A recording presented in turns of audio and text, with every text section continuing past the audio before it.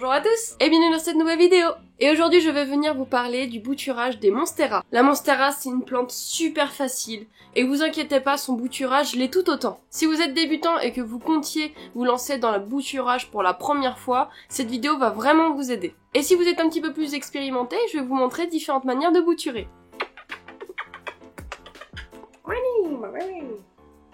Avant toute chose, n'hésitez pas à vous abonner à la chaîne. Vous êtes environ 72% à regarder mes vidéos sans y être abonné. Je vous vois. Tu me regardes. Ça me dérange. Un bisou, maman. C'est bien.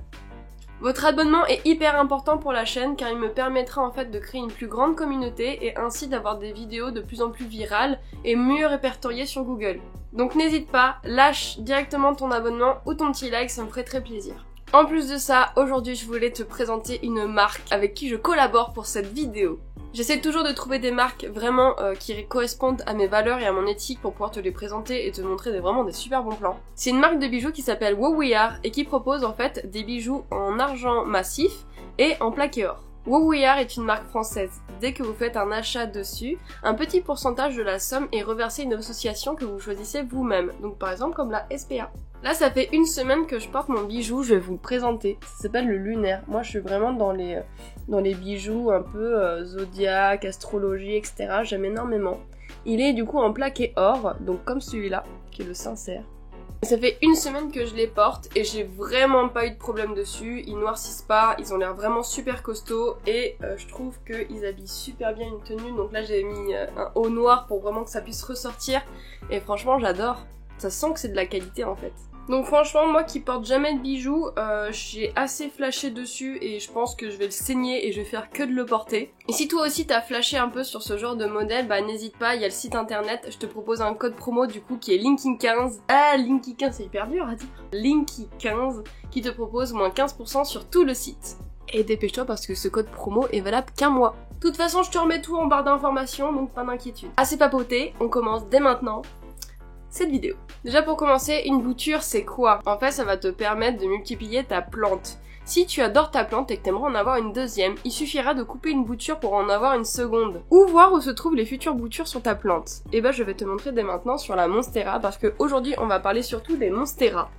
Mais ça fonctionne globalement avec beaucoup d'autres espèces de plantes. Et bah tu peux voir sur ma monstera, alors, ça va être toujours un peu complexe à te montrer, mais qu'ici il y a un nœud. Et voilà, du coup ici il y a un nœud, tu peux voir du coup la petite racine aérienne qui se trouve juste ici. Il y a également un autre nœud qui se trouve là, avec toujours une racine aérienne mais qui du coup part vraiment dans la feuille ici. Donc là c'est une racine aérienne, mais on peut vraiment bien voir le nœud qui se trouve juste là.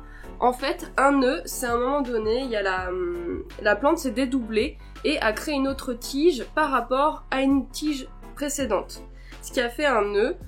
Tu peux le voir parce qu'il y a une sorte de petit trait sur la feuille et généralement à cet endroit-là, il y a une racine aérienne qui va pousser. Donc là, je venais de te montrer la Monstera deliciosa, mais ça fonctionne aussi avec la Monstera Monkey Leaf ou Adansonii. Alors ici, tu le verras vraiment bien. Les nœuds se trouvent là. Tu vois, il y a un premier nœud ici et il y a un second nœud ici. Et à chaque fois, c'est pareil. Durant toute la tige, il va y avoir des nœuds.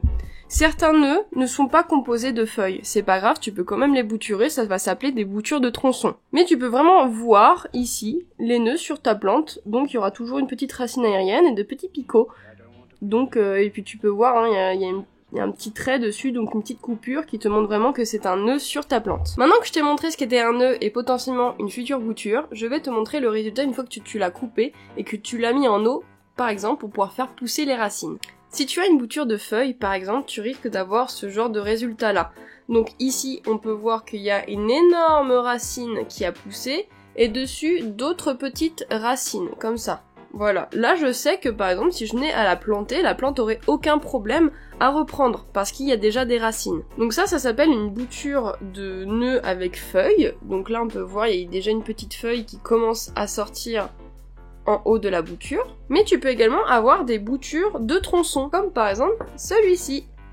Donc ça c'est une bouture de tronçon, il n'y avait pas de feuilles au préalable dessus, mais tu peux voir que là, hop, la petite feuille est en train de sortir. Les boutures de tronçons c'est vraiment très aléatoire, tu peux vraiment faire pourrir et ne pas réussir, donc c'est dommage si tu utilise cette technique-là avec des plantes rares, parce que t'as pas beaucoup de chances de réussite avec cette technique-là. Je vais très rapidement te dire comment je fais pousser mes tronçons, comme ça. Donc celui-là par exemple, il était en eau, comme ceci, dedans, immergé complètement.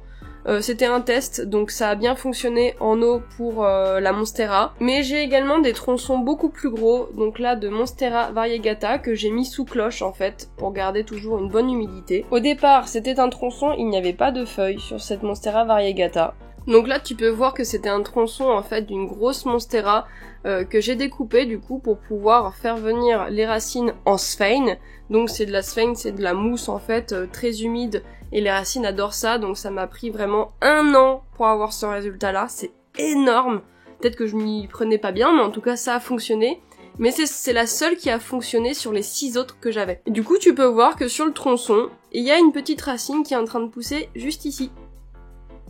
Donc voilà, si tu veux réussir à faire prendre tes tronçons de Monstera en sphène, ça fonctionne avec une bonne humidité, un bon maintien de la chaleur et un effet de serre. Et ça sera très long. Et sinon, pour les plus courageux, vous pouvez très bien tenter de faire du coup pousser vos tronçons en eau, mais t'as des chances de pas réussir parce que ça risque de pourrir. En tout cas, j'ai testé les deux et les deux ont fonctionné, mais à risque et péril. Maintenant, pour les boutures de feuilles, comme celle-ci, tu peux soit les faire prendre en eau, comme ça, avec toutes les racines qui poussent à l'intérieur, ça fonctionne très très bien avec les Monstera. Ou alors, tu peux très bien utiliser la perlite vermiculite pour pouvoir y arriver. Donc ici, tu peux voir juste des racines. C'est un Syngonium, c'est pas une Monstera, mais ça fonctionnera exactement pareil pour cette espèce-là également. Si tu as des questions concernant la perlite vermiculite, tu auras une vidéo juste ici, parce que j'ai déjà traité de ce sujet. Mais pour moi, c'est vraiment la technique que je privilégie le plus pour récupérer des boutures à feuilles comme celle-ci. Surtout que si tu veux faire des boutures, il y a vraiment des petits ustensiles trop mignons qui font très alchimiste, où tu pourras en fait directement laisser tes boutures dedans, mais je trouve que c'est une déco vraiment trop cool. Voilà, pour l'instant je t'ai parlé de comment faire prendre tes boutures, que ce soit en eau, en sphène ou en perlite vermiculite. Les 3 fonctionnent et les 3 sont conseillés aussi bien pour les tronçons que les boutures classiques avec feuilles. Maintenant je vais te montrer comment tu boutures. J'aurais peut-être dû commencer par ça, mais bon, c'est pas grave. Je vais te montrer comment on fait une bouture de Monstera. Déjà, tu vas te munir du coup d'une bonne paire de ciseaux. Donc tu vas prendre ta Monstera et tu vas essayer de regarder où est-ce qu'il y aurait un nœud que tu pourrais couper dessus. Donc moi j'ai une très grande Monstera Adansonii comme tu peux voir juste ici, et ça m'arrive souvent en fait de faire des boutures de cette plante et de les replanter directement dans le pot pour avoir vraiment une plante très fournie. Ici tu peux voir que j'ai vraiment 2 nœuds, donc j'ai un nœud là et j'ai un nœud juste là en dessous. Hop, j'enlève la feuille, ici.